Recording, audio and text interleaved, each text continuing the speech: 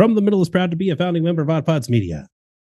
Hello, everybody. Welcome to another episode of From the Middle. We are back from taking a week off, kind of. Check out our YouTube channel for some amazing, spicy content over there, which dropped last week. But this week, we are back with a regular episode talking about AI and the resistance possibly to AI in some parts of our lives that we wish AI maybe isn't touching. Is AI trying to get into our hair? We talk about that as well. The barbershop world is changing by hammers and nails.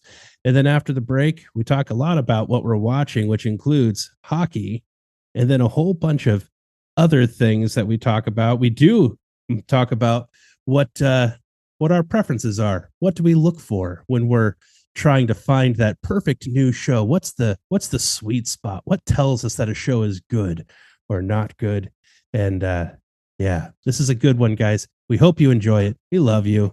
Oh, for the love. Sorry, just clearing my Mountain Dew hole. I got my phone hole cleaned today. That's where you keep it? You're so cerebral and you're so developed and evolved.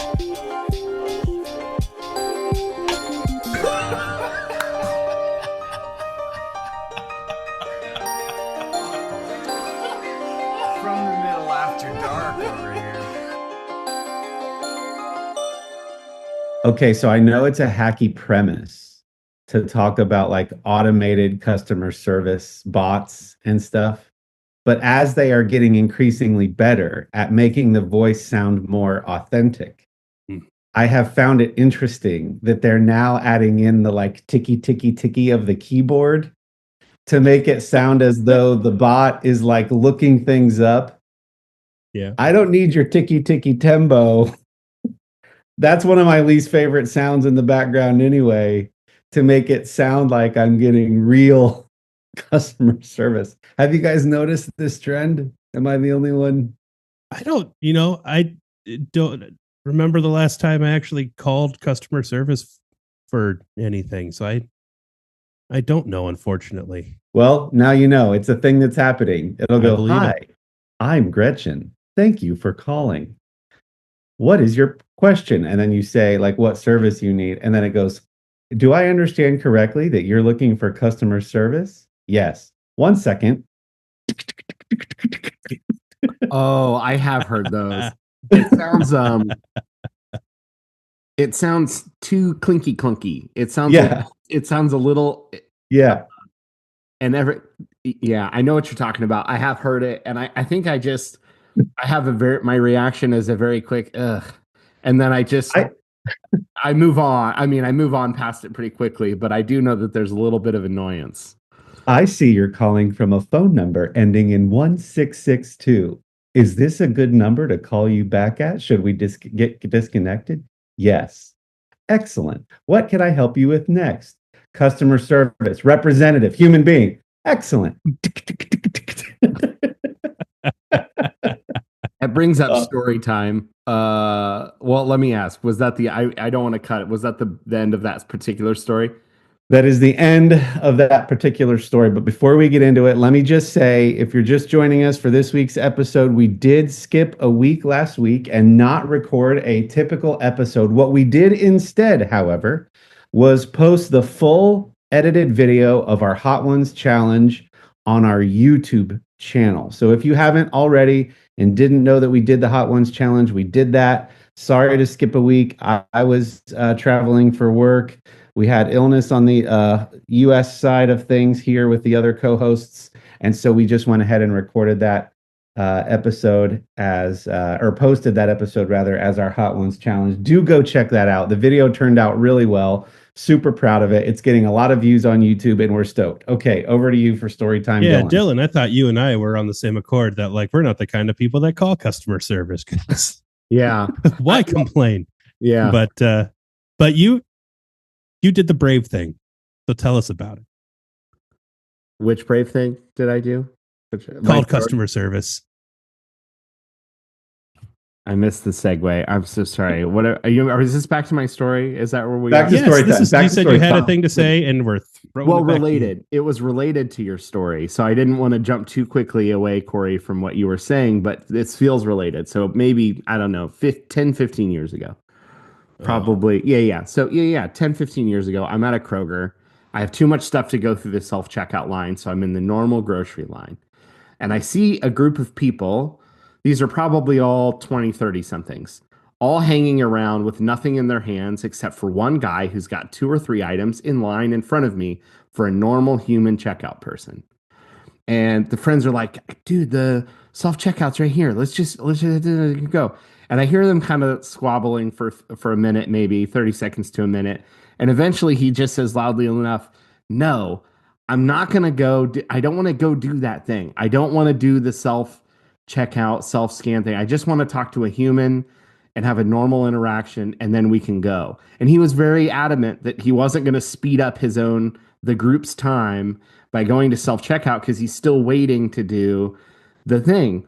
And at the time, I thought, that's so silly. You've got two or three items. And then the more I hear about these chatbot, AI, drive through, customer service, phone service, I think about that guy a lot now. And I think he was onto something well ahead of his time, that he was really just leaning into when everything says we have to be more efficient and everything says we can use AI for everything all the time, forever and ever and ever. Amen.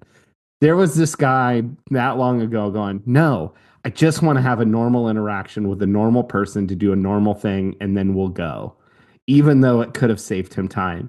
And I respect it. I'm not saying I agree in every situation. I don't know the context of the time that they had planned together.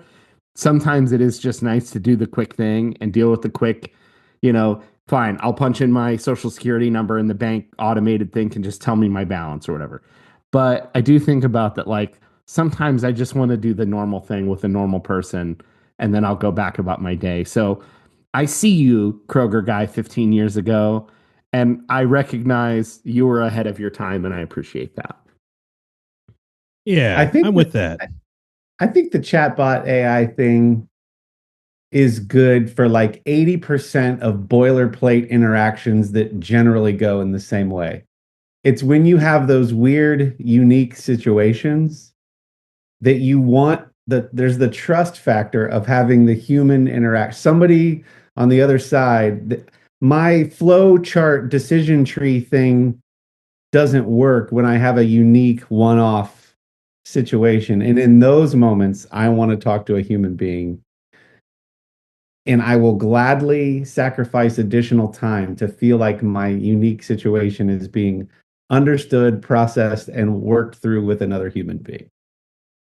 Yeah. And I think that's where we need like some kind of like AI veto button in all situations, like a universally agreed upon, hey, as long as consumers don't abuse it. It's like the jamming zero on customer service or screaming, I want to talk to somebody. Like, and send me to a representative. Like, you're trying to bypass because you think we can't abuse that. We can't abuse it as consumers of things because some things are boilerplate, to your point. But sometimes you're like, no, I just want to explain. And if I get to the same end result that the AI bot would have got me to, fine, so be it. It was programmed right for that situation. But sometimes you're like, just let me talk to the person to deal with the thing. And what especially annoys me on the chat bot is when they loop you in the selection queue in the chat, and it's like troubleshooting, and you click it, and you're like, problem with my order, and you click it, and then everything is just out to a link or out to a thing, and there's never a way to like get back to a person in the chat. I'm like, your chat's useless now. It's useless to me. At some point there needs to be an option a couple clicks deep that says, I'm ready for the human. Give me, link me up with Carl in China or India or America or South America or wherever Carl is. Give me Carl because I need to talk to somebody now. And that annoys me when there needs to be an exit ramp at some point from the whole AI bot experience eventually. Yeah. Or even just I think I've talked about it on here before. But like I don't like to carry a debit card with me. Just something about like having something that's stealable that's that close to my bank account. Like credit cards are fine. Those are easy to shut down. They're a step away from your bank account. Like having a debit card on me makes me nervous. And so like I don't like to carry one, but I still have circumstances in my life where I need cash. And so I pay my barber in cash. I pay my kids in cash for allowance these days that we just started doing like a year ago. And other things like that have some amount of cash on me. And so in lieu of carrying a debit card, I went into the bank and filled out the little slip, talked to a teller, received cash. And I did that for years and years until eventually they told me that, like, pretty soon we're switching over to a thing and you're not going to be able to come in here to get cash anymore. I'm like, what? At the bank? At the bank. Like you won't be able to withdraw from your checking account in this manner anymore. You can still choose to go in and speak to a teller if like that's the point, but you have to have your debit card with you. And I'm like, well, my whole point was I don't want to have my debit card with me. Like I'm here because I don't want my debit card with me. And so I had to switch to, I have to carry a debit card now. And I don't like that one bit. And I feel like if there was one world of people that like you don't want to take that away from, it's the people who are still dealing in cash. Like like those are there's some overlap, right? There's some exceptions, drug dealers, right? But like the other exceptions are the people who like want to go into the bank. They don't want to do the machine. And like they don't like credit cards. They like only paying in cash. Like there are still those guys out there. And yeah, I don't understand what it is. There's probably so few of us these days that are going into the bank to withdraw cash that like it doesn't make sense for them on a cost benefit side to like have that infrastructure there or something. I don't know what it is, or if it's a security thing, I don't know. But yeah, I had to start carrying a debit card because my bank made a change. On the bank experience, we don't use a bank that's close, so I don't go there a ton. It's about 20 minutes away for the closest physical bank because when I got it, they were close. But when I do go in, and I just want to say, everyone's always very nice and it's clean, but the bank is bleak. It's bleak when you got a bleak bank. You got a bleak bank. The bank is bleak, and it's the bleakest bank that I've ever banked at. And there are probably 6 teller slots, never more than one person. Never more than one ever. Anytime I've gone in. And there's probably about 10 cubicle things. I've never seen more than 2 people in the 10 cubicles. And it's clean. They're nice, but it's empty. Totally empty. And this feels like what you're saying, Kendall, is that they're pushing people away from even doing the few remaining things you need to do in the bank. Go to the ATM 24/7 to deposit cash, withdraw cash, deposit checks.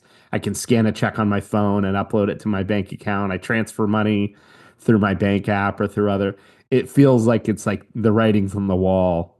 How long until my bank and the 3 people are just the ATM? And it's like, here's the things you can do here.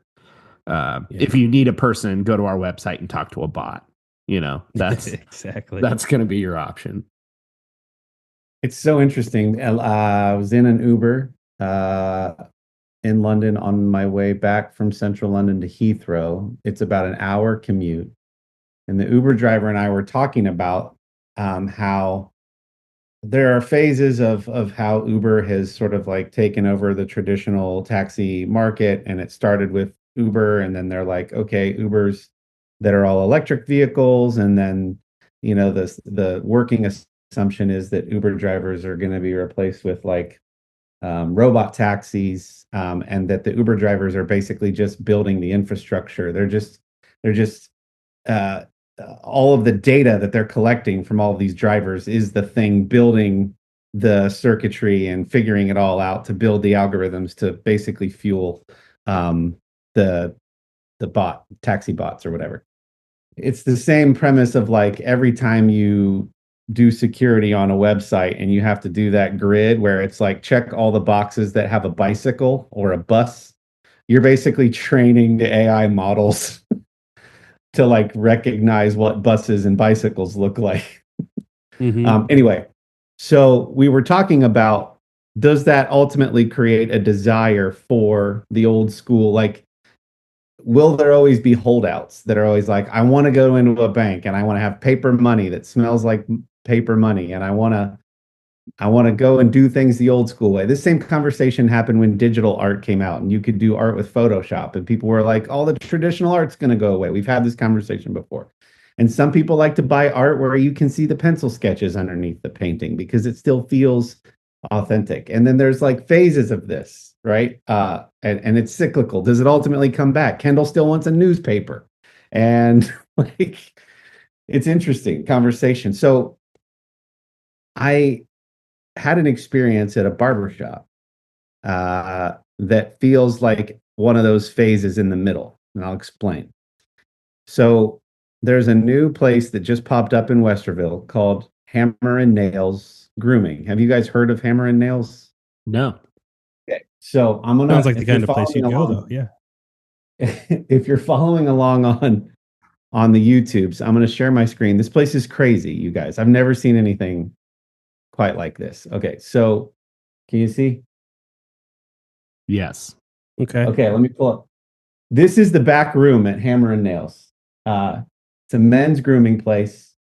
They offer haircuts, beard trims, manis, pedis, I think even hand massage, hand and foot massage if you want. This is the back room, beyond where all the barber's chairs are. I just wanted to show you the look and feel of the place.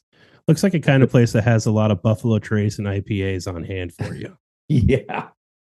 So you go in, you learn right away that it's a membership-based model, pay model. So for like think of it like small, medium, and large monthly fees, you can get a variety of those services that I just mentioned whenever you want. So Okay. for the lowest one, you get 2 of those a month. For the middle one, let's say you get 5. And for the highest one, you get 10 of those services: haircuts, pedicures, manicures, beard trims, whatever. And you can give those as gifts. So like businesses can buy them to treat clients with. There's a cigar smoking area out back. So I looked this place up, and apparently the guy that started this pitched the idea on Shark Tank, and he kind of got rebuffed on Shark Tank. But he's now built like 20 of these places across the US, 25 or so, with 20 more to come. So remember when I told the story of the we don't do pitas in a bowl? Yeah. At Agape? This is right next door. The only reason we popped in is because it looked cool and our son needed a haircut because I don't have hair. And so Sherry and I were like, I should walk in here and see what this is like. I didn't look at prices or anything because you can still pay a la carte, but they pretty much want you to do the pay as you go, like monthly fee model. So a couple days later, I bring Case in here. He's 10. I don't know what the prices are. I'm like, it looks cool. It smells amazing. The people were super nice. I'm like, you know me, I love a good story and I'm falling for it. So I take him in there. The haircut alone is $50. Sure. So this is not super cuts or whatever. Okay, Right. fine. But they're like, they pour me a drink, whatever I want, or they give you an IPA. They gave him a Sprite. He sits down, super cool guy, gives him a really nice fade. I go sit back in the room that I was just sharing with the big leather chairs while some other guys are getting manicures and pedicures. There's dudes out back smoking. Every single person there, whether you're getting a haircut or you're in the back in one of those leather chairs, you get your own personal TV with a remote. So you're just like choosing what you'd like to watch. You've got your cold drink in hand. And so I'm like, they're trying to provide this elevated, high touch human experience, but it's also not the mom and pop, like family owned, like where we used to go downtown where our buddy Blake worked, Dylan. It's not the old familiar barbershop. It's like a systematized version of that that feels like we're slowly building to robots, eventually cutting our hair in places that just look and smell very cool. I was blown away. It was awesome. But I'm like, is this kind of putting out of business the small mom and pop kind of things? I love what they're doing, but they're just going to pop these things up in suburbs all over. And like, I don't know, is this one of those phases of like, we're kind of working our way towards robots cutting our hair? It feels like sometimes it feels like everything is so saturated that everyone's just trying to do something unique. And so I don't know if there's just like so many, because you've got all the clips chains, right? There's those.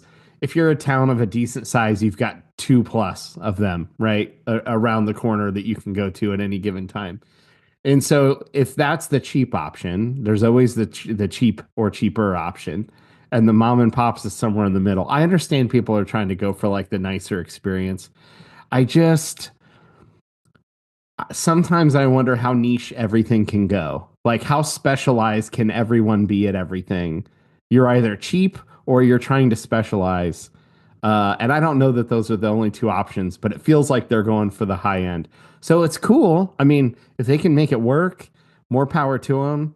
I it maybe to your point, maybe this is the next step to the robot experience with a nice smelling robot factory barbershop place. I don't know.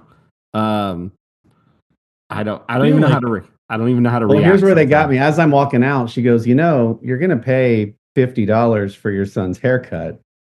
Our lowest membership thing is only $75 a month. So if you pay just $25 more, you get one more service this month and then cancel anytime. And I totally fell for it. Yeah. Because I'm like, I'm going to come in here for a beard trim.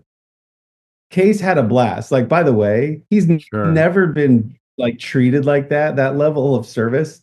He's sitting back in a chair. He's got his Sprite. He's got a big smile on his face. The guy couldn't have been nicer and more engaging. Like, I get it. But I was like, man, they got me.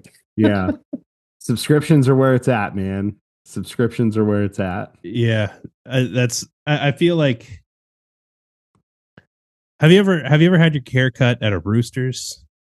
No. Okay.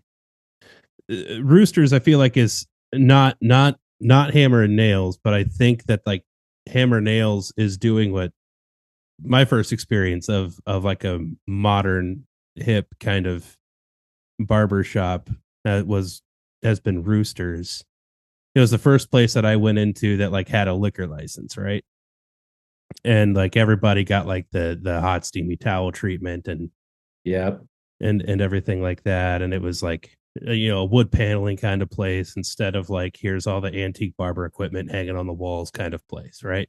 Yep. So they were doing something that was perceived to be more upscale than Great Clips.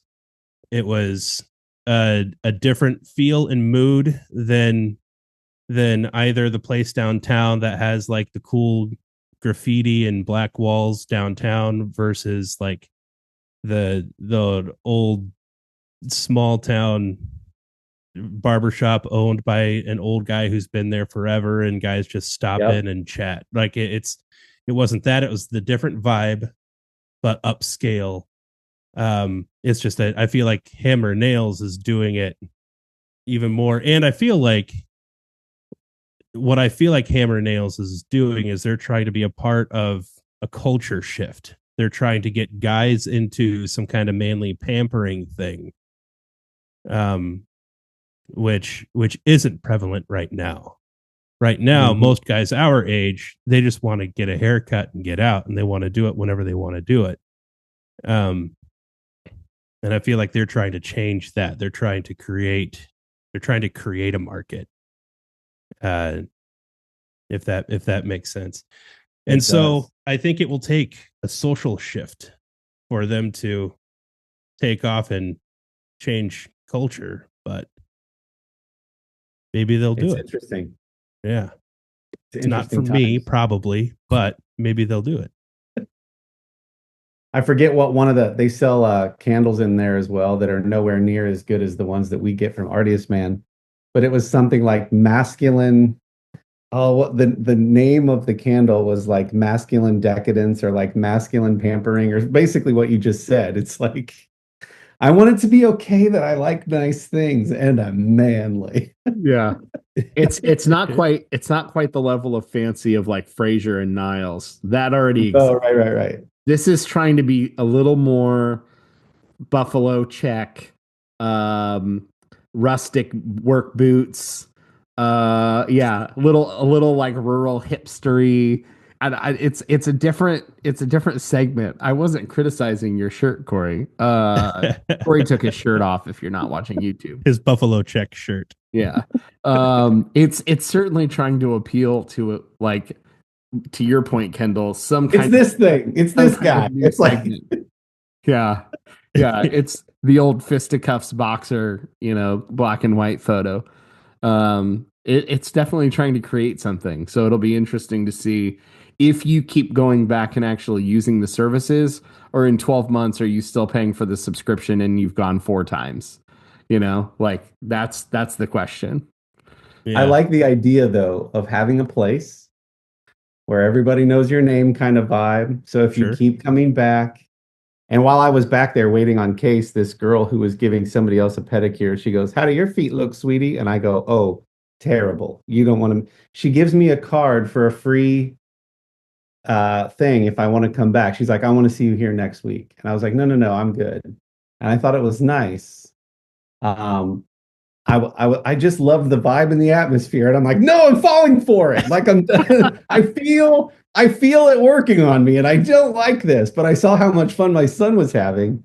And then the idea that it doesn't have to be you. Like if you got a business partner, you want to treat him to one of the services that like that, or a family member or a friend, it's a quantity of things. You got 10 of them a month, use them how you want. I'm like, that kind of makes sense. The flexibility there does make it feel like a more thoughtful service than a subscription money grab kind of service. If there's a lot of limitations around the thing, then it feels more cash grabby.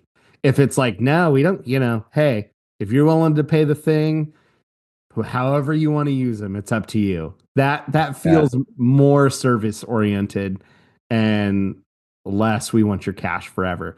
But hey, whatever works. And if handing out some free pedicures works, do it to it.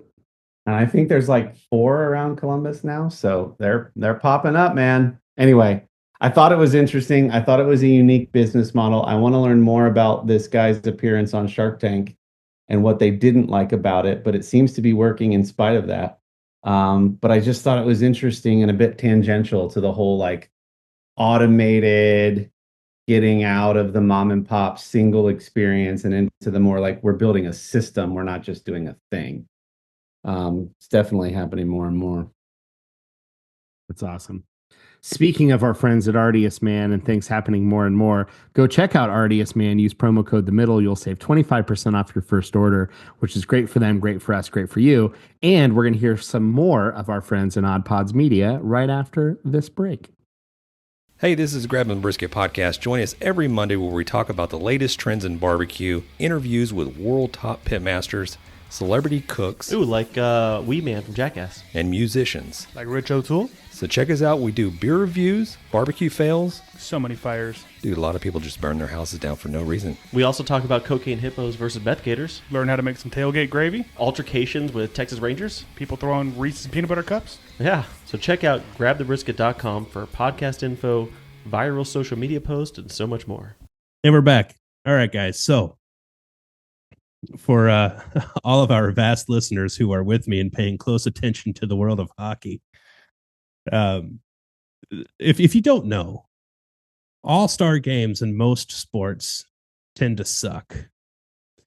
But what the NHL has routinely done is they find different, more interesting ways to do sort of their all-star break. And they've tried different things. Like the NFL has done like Eli Manning and Peyton Manning, like recruiting teams and doing that thing and that kind of thing. I think the NHL like started that whole idea. Like, so the NHL has done that instead of just doing Eastern Conference versus Western Conference. They've done like team captains and let's pick teams and go. They've done other things like the best of North America versus the world kind of thing, and 2 teams that way. This year, they stumbled upon something what has turned out to be brilliant. and they're doing a 4 nations tournament. And so of NHLers, they're doing the best of Canada. So they've got a team Canada, a team USA, a team Finland, and a team Sweden. And it has been phenomenal competition, and it has not felt like an all-star weekend whatsoever, which I don't think is necessarily what the NHL was trying to do. I don't think they were looking for intensity of play because they don't want people to get hurt or injured, which has been happening. Like, that's one of the things they want to avoid. So I'm not sure that they'll do this again. But what has shaken up specifically for Team USA and Team Canada is you have this situation where it's been over a decade since we have seen best on best America and Canada hockey. Because in the previous couple of Olympics, the NHL had pulled out of the Olympics because professional sports teams generally don't want their professional players to be in the Olympics for various reasons. The NBA generally has allowed them to do so anyway. The NHL sometimes does, sometimes doesn't. The last couple go arounds, they haven't lit them. And so you have this thing where you have not had the best of Team USA playing against the best of Canada. And that had been a rivalry before that has just been kind of like sitting and quietly growing in like the hearts and anxieties of these men for the past 10 years. And holy cow, it came out in the first game of the round robin of their tournament, which was in amazing fashion. So the first game was played in Canada, and like the national anthem, the U.S. national anthem got like booed out of the stadium when it happened. And then, which then culminated into a puck drop fight immediately. So in hockey, there's extra problems if you fight outside of gameplay. And so oftentimes when there's like a score to settle, they'll wait. And the moment the puck drops, they're like 2 guys would just drop gloves and start going. Nice. And so you had the puck drop fight, and both guys, the American guy was Tkachuk, and they both get their 5-minute majors for fighting. Puck drops again. A second one happens immediately. The brother of the first American was the second guy for the Americans. I love this. So then they go off, and then now they drop the puck, and they actually do start gameplay for 6 whole seconds before a third one happens. Let's go. Boggles my mind, by the way, that fighting is still a part of hockey, but I love it. I mean, it's not quite what it used to be, but sometimes, right? And it's, I mean, for them, a lot of times it's a way to like, let's get into this game kind of thing. Yeah, I mean, which just creates this amazing hockey atmosphere that you don't expect in what otherwise would have been an all-star weekend. And the U.S. ended up to go on to win that game 3-1. And the way that the tournament has shook out is that the U.S. and Canada are going to be playing for the championship on Thursday night on ESPN. It's going to be fantastic TV. Everybody needs to watch it. And I'm super stoked for it. But that is what hockey is doing. I think all of the other sports leagues need to take note at what the NHL has stumbled upon. That's a perfect tee up. I am now going to watch because of that backstory. Thank you. Yeah. Do you think the refs, the fight is ever so good, the refs forget to intervene? Like they're standing back and like, oh, I should probably stop this. You know, they have an interesting way of handling fights, the referees. Like, if you see it in game and it's, let's just say, like a hard hit that then, like, or like a scuffle near the goaltender, which oftentimes starts up in a fight. If there are 2 guys who get separation from everybody else and they're squared up, they're not even throwing punches, but they're squared up, kind of circling each other with their gloves off. Refs in that situation pretty much always surround it and watch. And it seems to be the rule of thumb is the moment the fight hits the ground, we're going to jump on top of them and stop it. And so these guys are fighting to not get on the ground because they want to throw punches at each other. But if it turns into like a hug fest, kind of like headlock and things like that, the refs will just jump on that immediately. So I don't know precisely what it is that goes on in a ref's head because, yeah, sometimes they watch it happen for a little bit before they intervene. And other times they're right in there with it. But if it's a square off and we're staring at each other situation, the refs always let it go. So that's just an interesting situation. And I don't know what they're told to do. It's got to help ratings when there's good fights. Like clearly the league officials are like, all right, just if it seems to get out of hand, then sure, jump in. But the fans are going to be excited if we let a few of these go for a minute or two. Yeah, it is different in that like it's a little bit more controlled in hockey. Like when two guys are fighting, it's usually not like something had kind of like instantly bubbled over and now we're like wailing and trying to kill each other. The fighting is oddly more respectful than that usually in hockey, or at least the ones that the refs let go.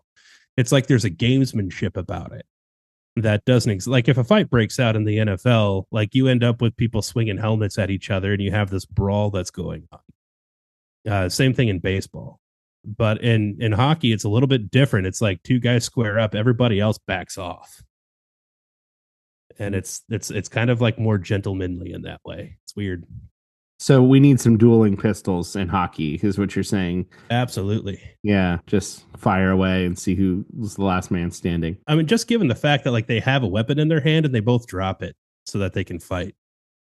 Right. And what I love about this is because the WWE has made it harder for you to watch. You now get your fighting from hockey, and so this is a great way for you to still get that. Yeah, that's awesome. Dylan, what's going on with you, man? Oh, well, I feel like now that we've kicked off things we're watching, I feel like I should go into some of those things. Do you guys have some other stuff you've been watching too? Sure, okay. Sure do, but we always defer to you. Well, you don't need to defer, but I'll go. So one thing that I had never watched before that's been around for a minute, scrolling through different apps. We've all done it. You open an app, you scroll through some things, you open another one, you scroll through some things. You're trying to figure out what you want to watch. And I noticed there was a new Bridget Jones movie on Peacock. Never seen any of them. I'm sitting with my wife. She's not sure if she's ever seen any of them. The ratings are pretty good on the Bridget Jones movies. I'm very surprised that Bree has not watched any Bridget Jones. She couldn't remember if she ever had, for sure. Wow. Certainly not. There's a new one. They've been around for over 20, almost 25 years now. There's 4. So we watched through the entire, what I'm now calling Bridget Jones Cinematic Universe across a handful of films.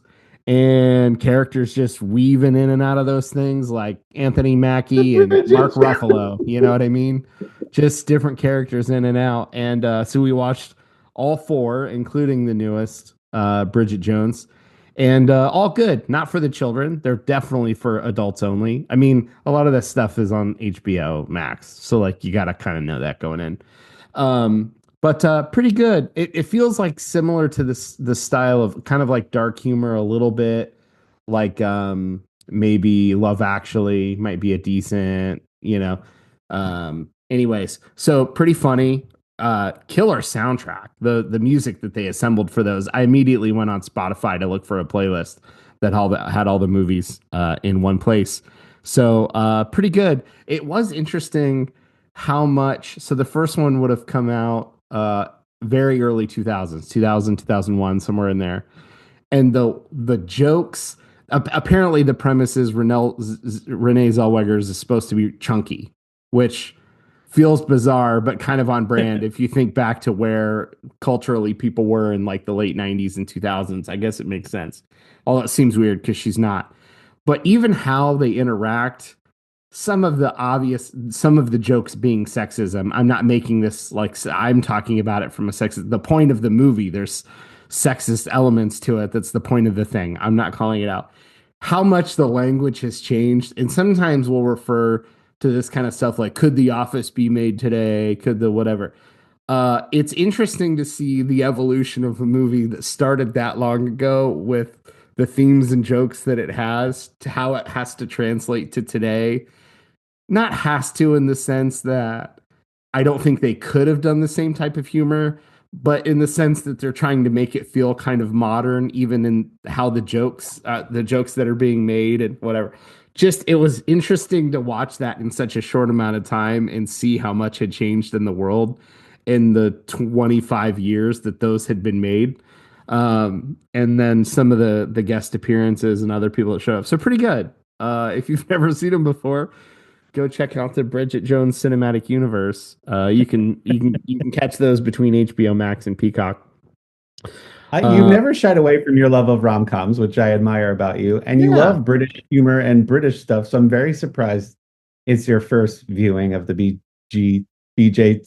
Is that what we're calling it? BJCU. Yeah. Oh, Bridget Jones' Diary, 2001. Bridget Jones' The Edge of Reason, 2004. Yeah. Bridget Jones's Baby, 2016, and the newest, Bridget Jones' Mad About the Boy, 2025. Yeah.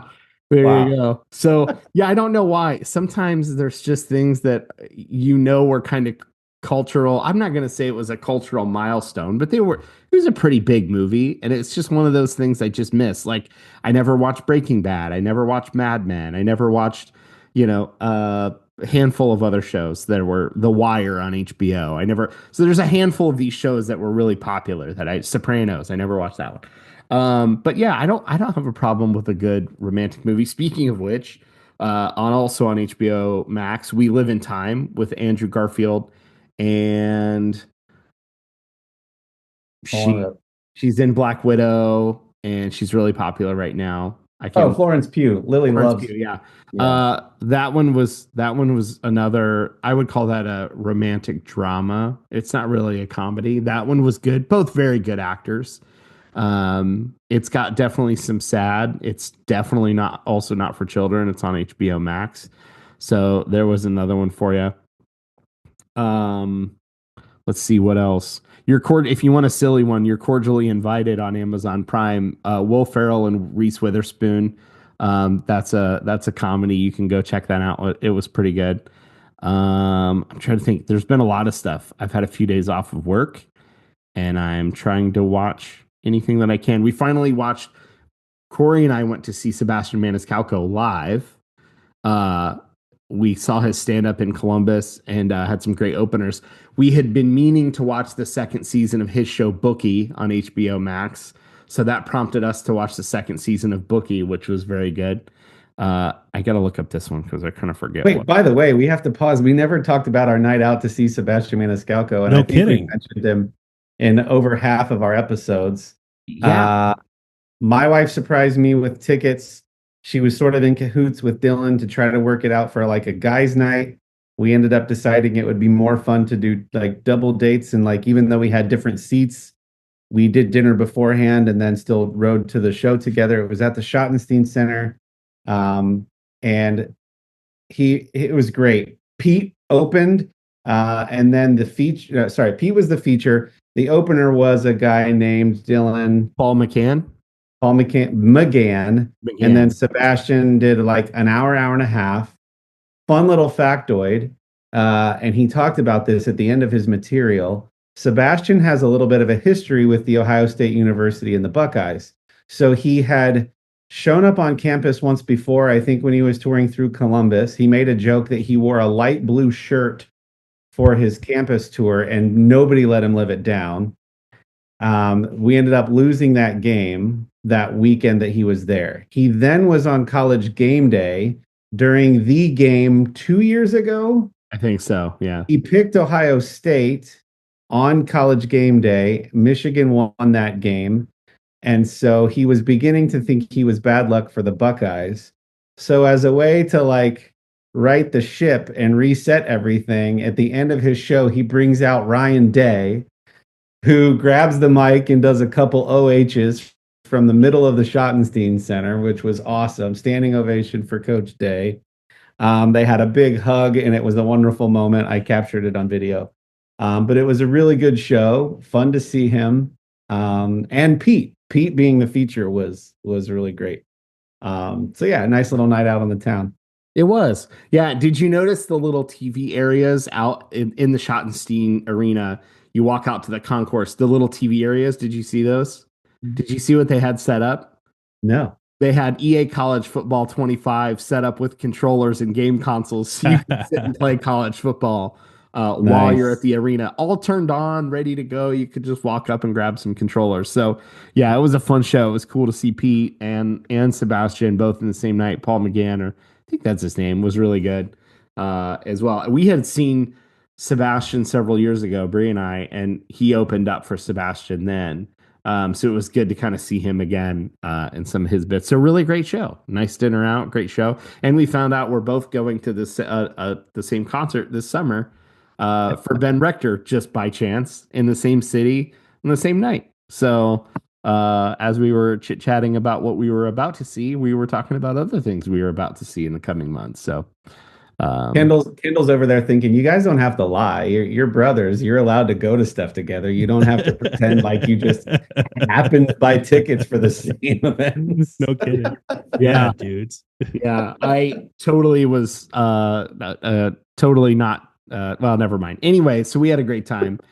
And we'll have more notes from our concert we're going to this summer. So yeah, it was a really good show. And then one last thing I watched on Hulu, A Real Pain, which is Jesse Eisenberg and Kieran Culkin are in this one. And this is one of those movies that it has really good flow and it's telling a story, whatever. But do you ever have those movies that you get the sense that like this wasn't meant to resolve? This was a chunk in time. We just watched a chunk in time, and that was the story. And you don't always get a clean, happy ending, bad ending. This is what it is. And so they're cousins whose grandmother have died, and they've got some, it's kind of love-hate thing between them. And they go on a trip to Poland in memory of their grandmother who's passed. And a lot of that is their Jewish history, and then they're seeing World War II history in Poland as part of this trip. Definitely a dramedy. It was really good. Don't go into really great classical music soundtrack throughout. The acting was really good. You're not going to go watch it, but you're not going to get resolution. You're seeing a chunk of time between these two, and that is the story. There's not a clear, here's the end of the arc and the end of this. It happens, but also very good. That one's on Hulu if you want to check that one. It was up for some awards. So we've talked in the past about the award. We watch the award shows not to, glorify celebrities because we don't care about that so much, but it is a nice tipping point if we're looking for more things to watch. And I saw that one referenced several times. I wanted to check it out. I'm not a huge Jesse Eisenberg fan. I understand the appeal. He's fine. Kieran Culkin has been on the show, I think, Succession or whatever. I'm not watching it, but has gotten a lot of accolades for things like this movie and that show. I thought, I'm aware of him. I know who he is. I need to see them both in something really different than what I've seen him in before. So I enjoyed it. It was good. So another one to check out if you want to try that one on Hulu. Revisiting something that you had mentioned when you were talking about Bridget Jones, do you feel, and either one of you can answer, because I feel this way, when you're trying to find something to watch, do you want to find something current? Or like you had mentioned that like you haven't seen the Sopranos and you haven't seen like all of these older shows. Part of the reason now that you're not watching it, is it because it's over? Like you would rather watch something that's continuing, like maybe trying to hit that sweet spot, something that like maybe I can start in. They're 3 seasons deep. I know they're making a season 4 that's not even out yet. That's kind of what I'm looking for. Something like that that's current. Are you more likely to jump onto something current? Maybe you're a little disappointed to like start watching something and find out that it got canceled 7 years ago. Does that affect your decision making? It's very mood based. Different times, different scenarios, genres, TV, movie. Do I want something I can just take a chunk of something, or do I want to watch for a while?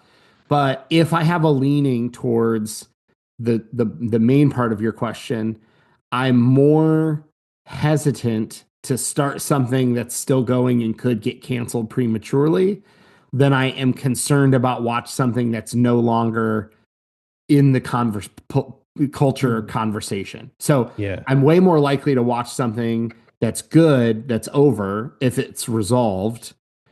Right.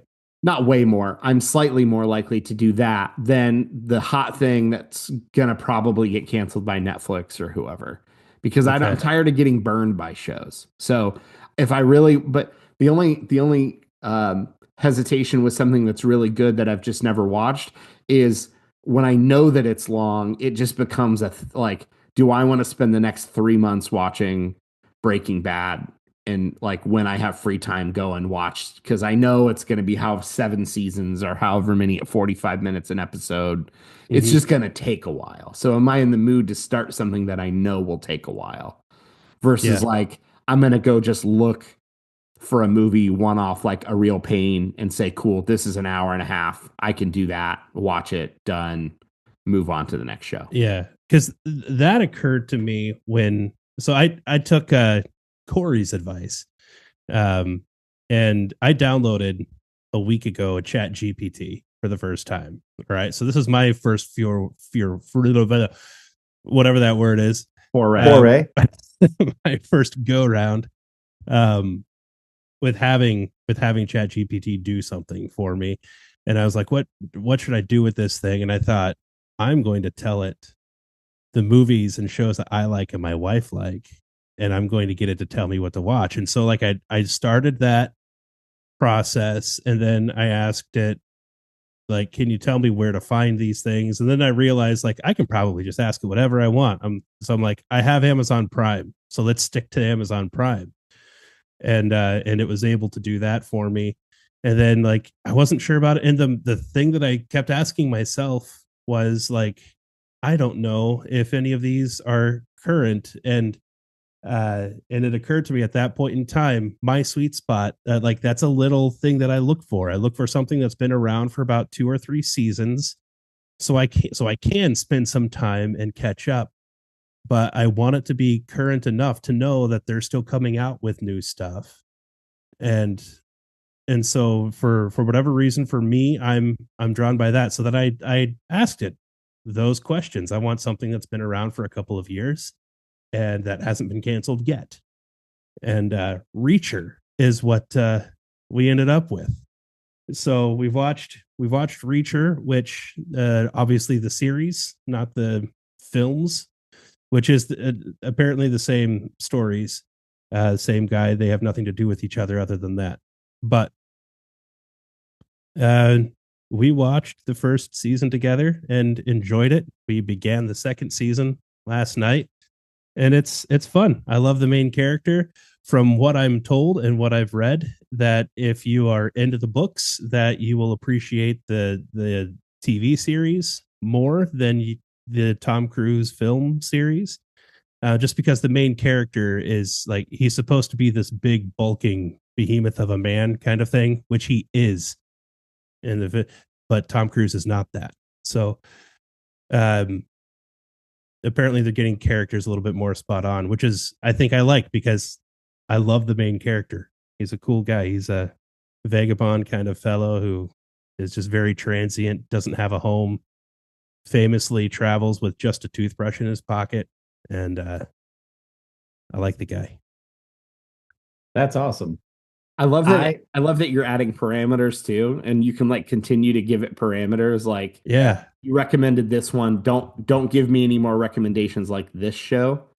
Yeah. You can also ask it to summarize. Like, I think I took Kory's recommendation and fed it like probably 30 of my favorite movies and TV shows, and I said create concise themes for all my favorite content, and then make recommendations based on what I like to watch.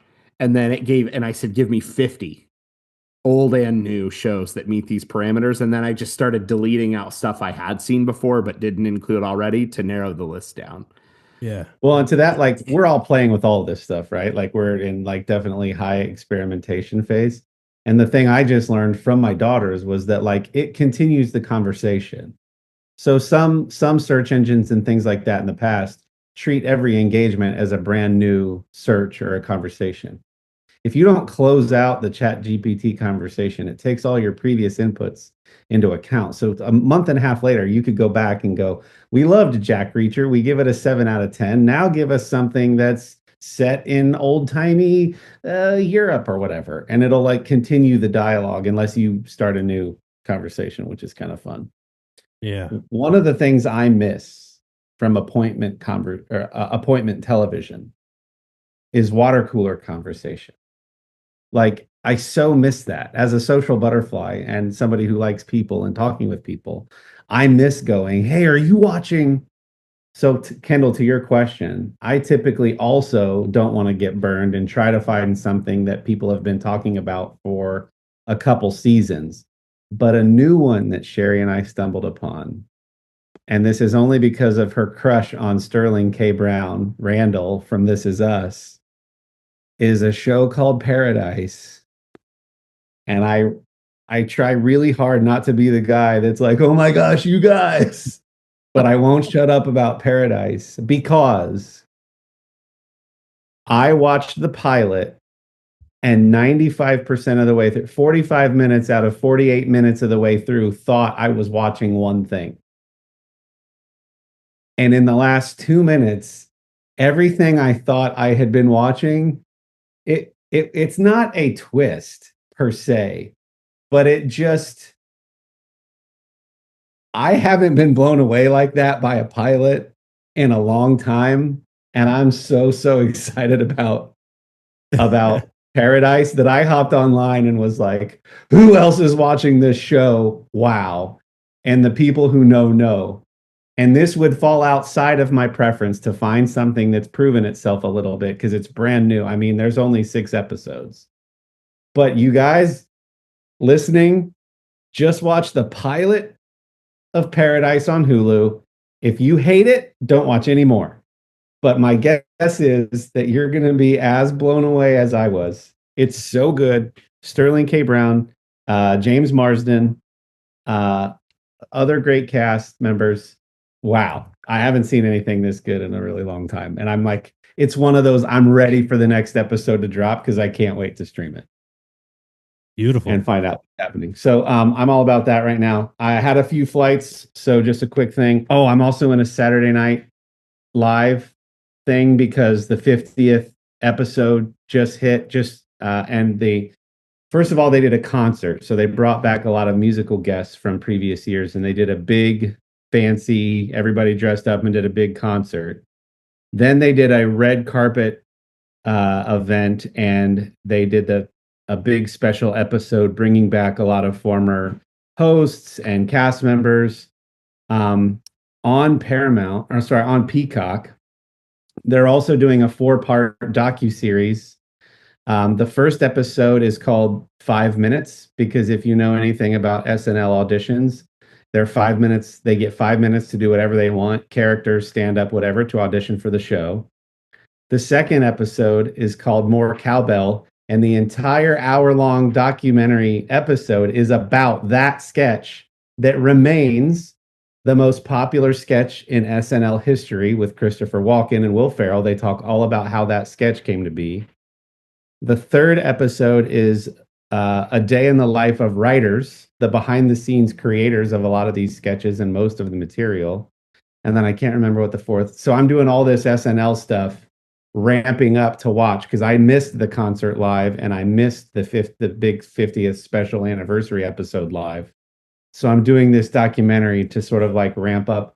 And the nostalgia, it's just so good. Dylan and I sort of grew up on SNL. Our uncle would watch and we weren't like allowed, but he would like have it on and we would sneak into the room and watch Hans and Franz and Chris Farley and all this stuff. And so we sort of grew up on it a little bit. Man, it's so good. I know SNL has had its off years and its on years. But man, it's really fun getting back in that headspace and then like ramping up to the concert and the anniversary show. So That's been a ton of fun. Some movies I've watched real quick. So Saturday night, sorry, the movie, not the documentary, not the 50th, the show about the very first episode in 1975. I didn't realize that the whole movie is like the 2 hours leading up to them going live. And I don't know how much of this is legend and how much of it is based in complete reality, but like they present it as though the producers and the executive producers and the like studio heads didn't know until moments before whether or not they would actually go live for that very first episode in 1975. And it's all the chaos that was happening behind the scenes. Just like there's a llama for some reason and somebody's wheeling costumes across and the cue cards just fell and we're going to change this and where's Lorne, and like all the chaos. It's high anxiety, all the chaos leading up to them clicking go live. George Carlin was mad and different things were happening, and it's really good. So check out Saturday Night if you're a Saturday Night Live fan. Life of the Party with Melissa McCarthy. Is that her name? She's great. That's a fun one. She's recently divorced and wants to go back and get her college degree at the same school that her daughter is a senior at. And so she becomes a college student with her daughter at the same school. So that was kind of fun. In the Heights, which is the Lin-Manuel Miranda documentary about Washington Heights. I finally got around to that. The music was great. The kid from Hamilton crushed it, and that was fun. And then Anyone But You. Everybody's really excited about Glenn Powell, and apparently Sydney Sweeney is like super popular. I didn't know what this was about. Bad acting, decent premise, but go watch Paradise on Hulu. Oh my gosh, you guys, have I talked about Paradise? Check out Paradise. That's all I got. Days, man. Hulu is one that keeps coming up. Like that's what, like as soon as like hockey season's over and it's time to probably unload Sling and then finally get some of these streaming services back, I think Hulu is definitely like top on my list because there's. Well, you could do the old Disney, Hulu, ESPN bundle and get. Well, ESPN gets you ESPN Plus, which is trash. Fair. It doesn't get you actually ESPN. Yeah, it's.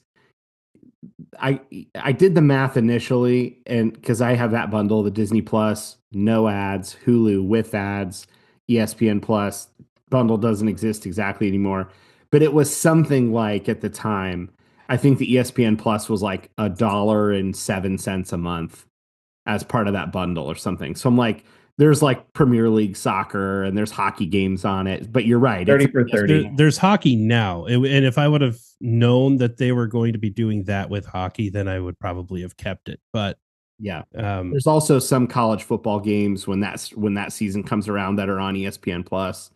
And every 30 for 30 ever. That's true. But they can't touch what cable gets you. If you're looking to watch live sports games, ESPN Plus is not the best way to do that. For me, it's the supplementary, like mostly college football season. I enjoy it for like a MAC game will be on there or a Sun Belt game or something. And it's like when there's other things, there's nothing else to watch. I don't mind checking what's on there to see what live sports are on if I want to throw on a soccer game or something else. So it's good for that reason only, not because you're targeting primetime sports.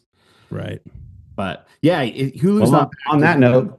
You can get like the Only Murders in the Building and some of those other. Exactly. Yeah. There's a lot of Fox Searchlight movies that are on there that are like award nominees, award winning stuff that. And it's like Only Murders in the Building. Like there's stuff on there that like I'm already invested in. And so I'm going to want to jump back in when those things are ready. Yeah. So sounds like we've got a lot to go watch. And we're in like middle of award season too. I think when are the Oscars? Like March sometime? Soonish. Yeah. So fun times. It's fun catching up with you guys. Glad everybody's well. Thank you for hanging in. I know we missed a week last week, but again, please go watch our Hot Ones challenge that we did at Kendall's house. That was so much fun. Again, big shout out to Brad and Jeremy for helping us out, and John as well for the donations to make all that happen. Let's get to like more views on that. That would be cool. And we appreciate your listenership and your viewership. Thanks for tuning in, and we'll catch you next Wednesday on From the Middle. Bye, everyone. Okay, bye. Bye.